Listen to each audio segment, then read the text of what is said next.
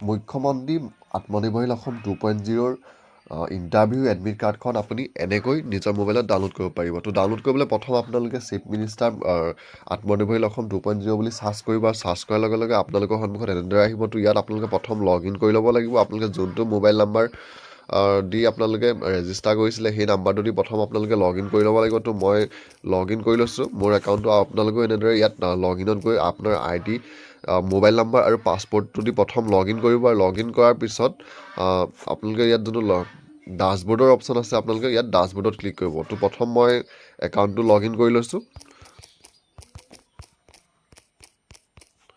ID আৰু পাছপৰ্টটো দি, আৰু লগ in কৰাৰ পিছত আপোনালোকৰ সন্মুখত পিছৰ পেজটো এনেদৰে আহিব। তো ইয়াত আপোনালোকে তলত যোনটো ডাউনলোড ক্লিক হিয়াৰ টু ডাউনলোডৰ যোনটো অপশ্যন আছে, তো ইয়াতে আপোনালোকে ক্লিক কৰিব। ইয়াত ক্লিক কৰাৰ পিছত আই এগ্ৰী ডাউনলোড এডমিট কাৰ্ডৰ যোনটো অপশ্যন আহিছে, আপোনালোকে ইয়াতে ক্লিক কৰিব। আৰু ইয়াত ক্লিক কৰি আপোনাৰ যোনটো মুখ্যমন্ত্ৰী আত্মনিৰ্ভৰশীল অসম অভিযান 2.0 এডমিট কাৰ্ড হয়, সেই এডমিট কাৰ্ডটো আপোনালোকে ডাউনলোড কৰি ল'ব পাৰিব। আৰু ইয়াত আপোনালোকৰ ভেন্যু, আপোনালোকৰ ক'ত পৰিছে ইণ্টাৰভিউ, সেই এড্ৰেছটো ইয়াতে চাই ল'ব পাৰিব।